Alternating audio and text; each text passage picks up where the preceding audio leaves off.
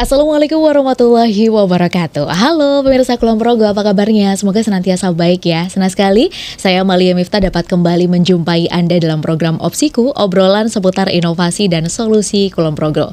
Program ini menjadi program spesial persembahan dari pemerintah Kabupaten Kulon Progo untuk berbagi informasi dengan seluruh masyarakat.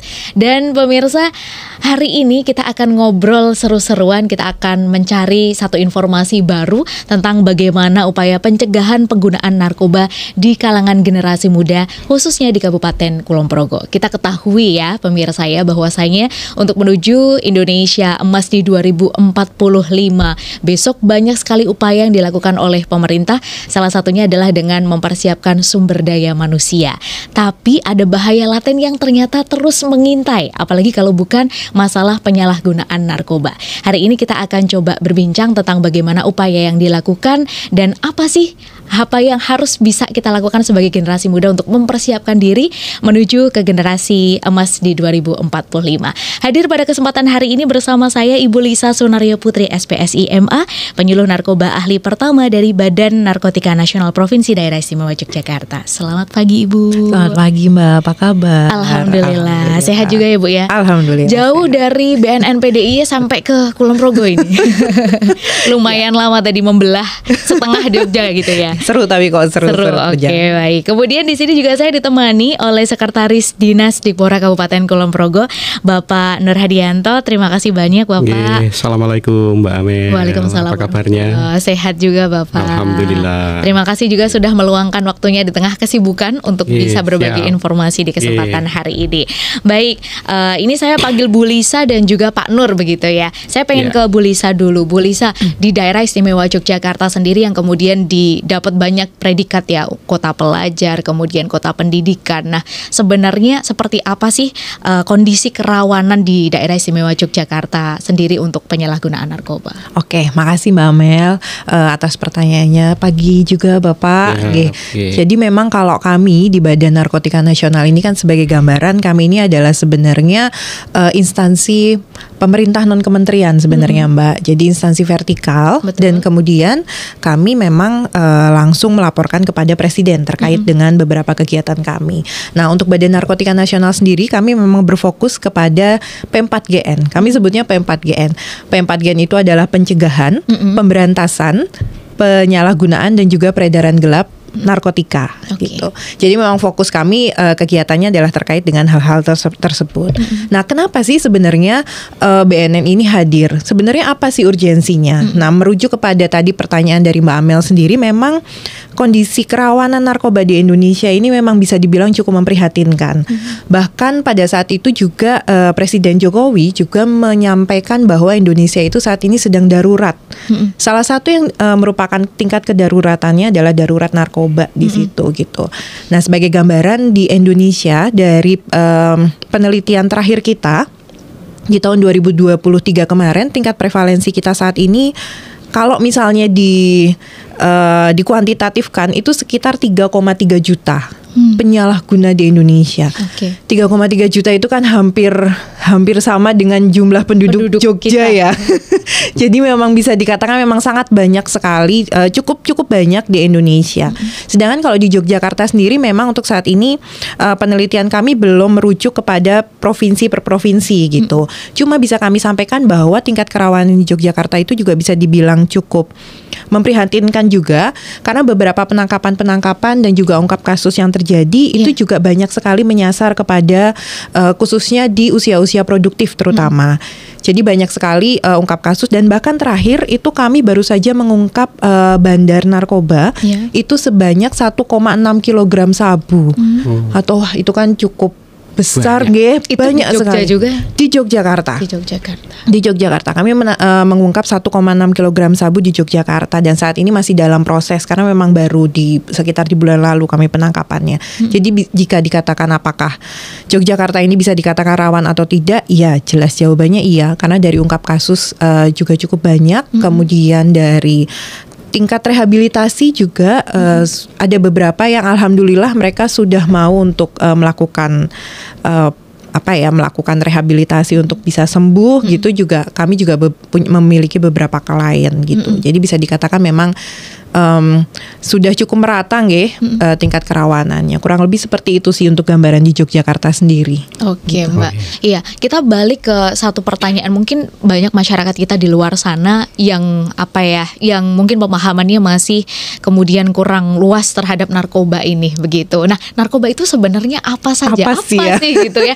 Apa aja barang-barang yang disebut narkoba nih? Apakah hanya ganja, apa hanya heroin aja, atau apa saja, Mbak? Monggo. Iya, betul. Apalagi kan banyak ada beberapa case yang kita tuh sebenarnya tidak tahu bahwa itu sebenarnya jenis narkoba ya. Betul. Jadi narkoba itu sebenarnya kurang lebih mirip dengan napsa. Kalau di istilah kesehatan di dunia medis memang lebih familiar dengan istilah napsa. Sedangkan kami kalau di BNN, di kepolisian, kami biasanya menggunakan istilah narkoba. Jadi narkoba itu narnya itu narkotika. Ya, narkotika itu adalah merupakan zat. Nah, salah satu contoh-contoh dari narkotika itu biasanya dari tanaman, tumbuh-tumbuhan yang mungkin kita familiar, misalnya contohnya ganja, kemudian opium seperti itu nggih.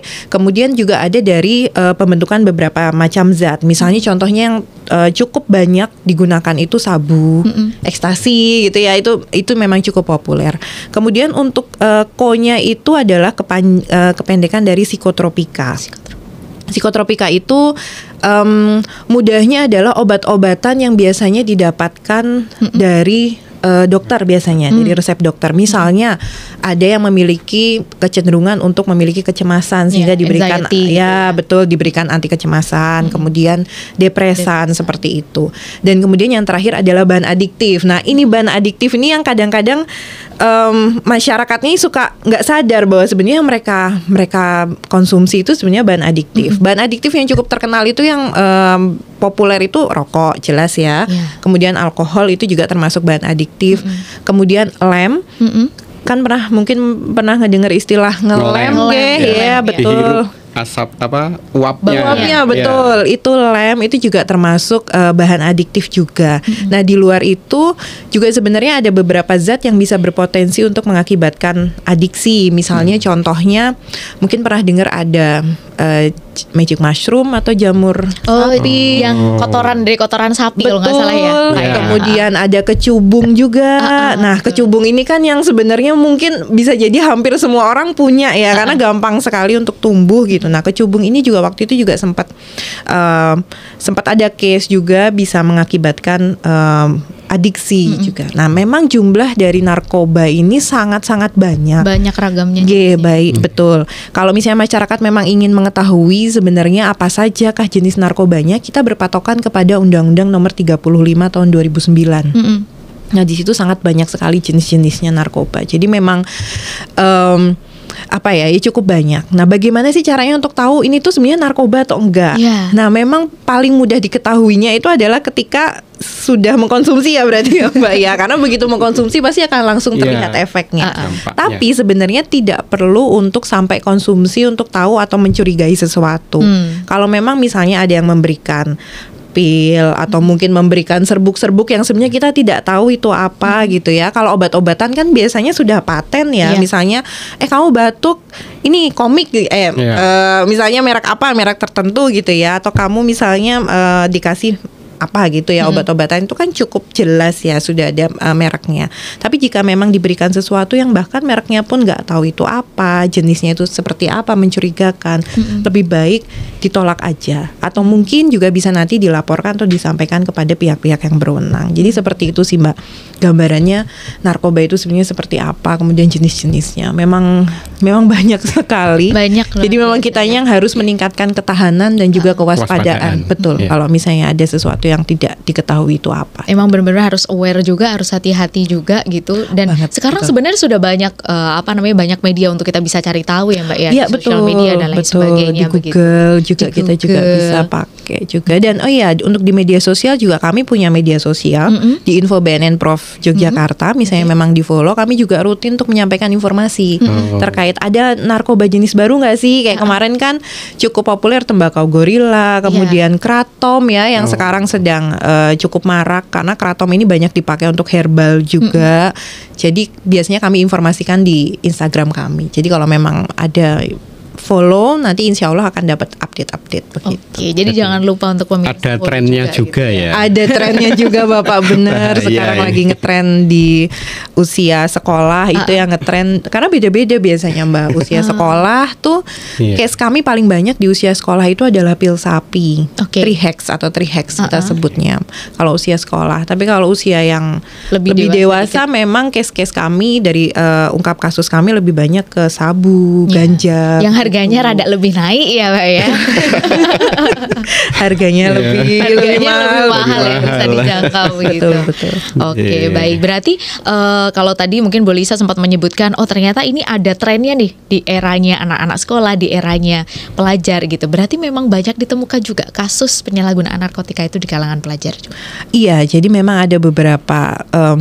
Kalau kami kan memang melihat penyalahguna itu sebenarnya mereka sebagai korban, jadi memang tidak akan, maksudnya secara proses hukum pun juga tidak ada sanksi hukum karena kalau penyalahguna memang secara undang-undang harus direhabilitasi. Oke. Jadi memang ketika kami mendapatkan case-case di kalangan pelajar, kami selalu mendorong untuk ayo direhab saja gitu. Kami mencoba untuk diskusi juga dengan pihak sekolah, ayo diberikan kesempatan karena anak ini bisa jadi memang mereka korban ya, korban dari pergaulan, korban juga dari teman-temannya mungkin bisa Iya. jadi ditawari atau seperti apa gitu. Jadi memang kalau untuk kalangan-kalangan yang memang dia penyalahguna memang tidak akan ada proses hukum. Beda kalau misalnya dia menyalahgunakan plus mengedarkan Oke. juga. Nah, itu memang harus ada proses hukumnya di situ. Pemakai dan pengedar. Nah, Pemakai dan pengedar gitu. Jadi memang di undang-undang itu memang ada pembedaan terkait penyalahguna dan juga pengedar. pengedar. Gitu. Oke, baik. Saya pengen ke Pak Nur nih, Pak Nur. Sebelumnya di Kulon Progo pernah nggak di Pak Nur ditemukan juga kasus begitu penyalahgunaan narkoba di kalangan pelajar atau mungkin generasi muda kita? Oke, terima kasih Mbak Amel. Jadi kalau di Dinas Pendidikan Pemuda dan Olahraga ini kami matur dulu, di kami itu memang mengampu dua urusan, urusan pendidikan dan urusan pemuda dan olahraga. Oke. Jadi terkait dengan advokasi atau kampanye anti narkoba itu ada semuanya di dua urusan ini. Jadi di urusan pendidikan ke pelajar juga kita selalu melaksanakan advokasi kampanye anti narkoba. Di tingkat pemuda juga kita melakukan berbagai kegiatan untuk anti narkoba ini. Ya, di level pelajar tentu pada saat masa MPLS, Ya. masa pengenalan lingkungan sekolah, ini selalu kita bekali dengan materi tentang anti narkoba, kemudian anti kenakalan remaja, kejahatan jalanan, juga yang sekarang kita dorong ini tentang reproduksi kesehatan, Oke. kesehatan reproduksi, nggih, maksud kami, nggih. Nah, kemudian di tingkat pemuda ini di kami ada forum pemuda anti narkoba di tingkat kabupaten maupun di tiap kapanewon. Nggih. Kami selalu lakukan sosialisasi. Nggih, di tahun ini ada 4 kegiatan sosialisasi yang kami lakukan di Kalurahan Panjatan pada tanggal 23 Mei, kemudian di Kalurahan Pleret 25 Mei. Di Kalurahan Wahyu Harjo 27 Juli dan di Kalurahan Sidoarjo itu 28 Juli. Ini masing-masing sasarannya 60 pemuda gitu nggih. Nah, kalau kasus nggih selama ini untuk di tingkat pelajar memang belum ada kasus yang sampai menjadi, maksud kami menjadi kasus hukum begitu nggih. Hanya saja yang perlu diwaspadai memang untuk di tingkat pelajar ini dulu pernah beredar ini Bu, permen narkoba. Nggih. Ya. Ada anak yang makan permen itu kemudian ada gejala-gejala dampak-dampak yang tidak baik gitu. Sehingga terkait hal ini tentu kami kepada satuan pendidikan, kepada pihak sekolah ini selalu mewaspadai untuk, mohon maaf ini pedagang-pedagang jajanan anak-anak ini juga dapat diawasi sehingga dapat kita cegah nggih. Karena memang banyak kemudian mungkin ketidaktahuan ya Bu ya. Betul. Itu dikamuflase dalam bentuk yang lain. yang Ya. terlihat enak dikonsumsi, permen dengan warna-warna yang menarik. Betul. Itu sehingga nanti anak-anak ya istilahnya tertipu sebenarnya, pengennya beli permen tapi ternyata mengandung zat-zat tadi ya Ternyata candu adiktif gitu ya. gitu, candu Zat-zat begitu. adiktif ternyata. Nggih. Nah ini sehingga inilah yang kita lakukan. Kemarin itu ada program untuk kantin-kantin sekolah ini supaya mengurus perizinan berusaha dari DPMPT satu pintu nggih. Kemudian ditindaklanjuti dari Dinas Koperasi dan UMKM itu untuk sertifikasi halal. Nah, sehingga kami menggalakkan kepada kantin-kantin sekolah untuk mengikuti program itu. Jadi memang kami tidak melakukan ini sendiri, Mbak Amel. Jadi perlu kolaborasi, sinergi, nggih, untuk pengawasan, terutama anak-anak ini ya, yang kemudian mungkin karena ketidaktahuan, karena coba-coba diajak temannya gitu ya. Dulu kan tidak tahu kalau lem itu ya Bu yang yang kuning itu ya Pak ya. Lem merek tertentu yang warnanya kuning. Ya itu ternyata kalau dihirup-hirup ya bisa menimbulkan efek-efek melayang dan sebagainya itu nggih. Jadi ini yang pembekalan pengetahuan anak ini yang penting untuk mencegah supaya tidak coba-coba, tidak terjerumus dalam narkoba, begitu Mbak Amel. Oke, berarti upaya preventif sudah dilakukan oleh Dinas Dikpora juga ya Pak ya. Di kalangan pelajar tadi di MPLS juga materinya dimasukkan. Kemudian ada upaya untuk sertifikasi halal, kemudian juga penjaminan mutu makanan di kantin sekolah bersama dengan OPD-OPD terkait di lingkungan pemerintah Kabupaten Kulon Progo. Baik, luar biasa sinergi yang dibangun dari Dinas Dikpora dengan dinas-dinas yang lainnya di Kabupaten Kulon Progo. Nah, kemudian saya pengen ke Pak Nur lagi. Sebenarnya kan kalau namanya anak muda gitu ya Pak ya, kita berangkat dari keluarga. Keluarga ini menjadi salah satu inti tempat sosialisasi pertama seorang anak gitu kan dalam kehidupannya gitu. Nah, kalau menurut Pak Nur sendiri apa kemudian peran dari orang tua nih? Kalau pemerintah nih sudah berupaya ke sana ke sini begitu ya Pak ya. Peran dari orang tua sendiri seperti apa Pak? Jadi memang kembali lagi ke kolaborasi nggih. Kalau di urusan pendidikan itu memang kadang-kadang orang tua itu kemudian menyerahkan ke sekolah anaknya ini gitu ya Pak ya, kalau orang kemudian diserahkan sepenuhnya itu menjadi tanggung jawab sekolah. Saya kira tidak demikian. Di kami juga mengadvokasi Mbak Amel untuk kegiatan parenting. Jadi ada sesi-sesi parenting yang kami lakukan itu terutama dengan program yang kami lakukan Moral Technology School. Apa itu Pak? Program MT School atau Moral Technology School ini memang dulu adalah turunan dari program Sekolah Literasi Indonesia yang digagas oleh Yayasan Dompet Duafa. Nah, ini kita teruskan program ini di Dinas Pendidikan Pemuda dan Olahraga Kabupaten Kulon Progo, dan memang kami sedikit modifikasi begitu nggih. Jadi di program MT School ini kami melibatkan semua stakeholder di sekolah.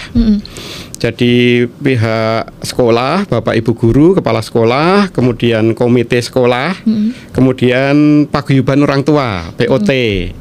Nah, ini sekali waktu kami kumpulkan Bapak Ibu, terutama POT, kita beri sosialisasi tentang parenting. Jadi mungkin ya karena kita ini kan sekarang sudah ke generasi digital ya, pola asuhnya itu mungkin sudah jauh berbeda dengan waktu saya kecil dulu, ini yang generasi kolonial nih. Sudah jauh ya kolonial. Udah beda harusnya Pak ya. Ke milenial, ke generasi Y, generasi Z itu kan sudah jauh ya.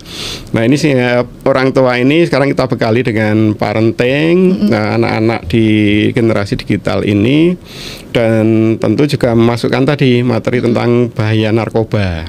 Jadi supaya dijaga ya anak-anaknya juga tidak dibiarkan misalnya main sampai larut malam, tidak dikaruhkan gitu ya. Itu orang tua harus membuat lingkungan keluarga itu menjadi lingkungan yang kondusif untuk tumbuh kembang anak dan untuk proses belajar juga bagi anak gitu. Biar pelariannya tidak ke arah ya, itu yang pertama juga di sekolah Mbak Amel ini kita juga menggalakkan untuk budaya positif. Jadi memang ini juga terkait dengan pendidikan karakter di Kabupaten Kulon Progo ini. Jadi kalau di Kulon Progo ini kan pendidikan karakter kita ada tiga materi. Pertama tentang religiusitas, keagamaan, kemudian tentang kemataraman atau pendidikan budaya ini berbasis budaya, nilai-nilai budaya, pendidikan karakter berbasis nilai-nilai budaya, kemudian pramuka. Jadi di dalam nilai-nilai pendidikan karakter berbasis nilai budaya itu tentu ada nilai integritas, tidak mudah untuk anak ini depresi dan sebagainya, kemudian pelariannya ke hal-hal yang negatif, kita upayakan dengan menanamkan budaya positif pada anak dengan kegiatan-kegiatan yang positif, olahraga, seni dan sebagainya yang itu membangun karakter anak yang lebih positif. Begitu Mbak Amel. Oke, baik. Jadi upaya yang dilakukan sama Dinas Tipora ini juga sudah banyak begitu, termasuk juga melalui orang tua ya Pak ya. Ya, baik. Kita jeda dulu Bu Lisa, Pak Nur. Sesaat lagi nanti kita akan kembali pemirsa setelah pariwara yang berikut ini kita lanjutkan obrolannya dalam Opsiku, obrolan seputar inovasi dan solusi Kulon Progo.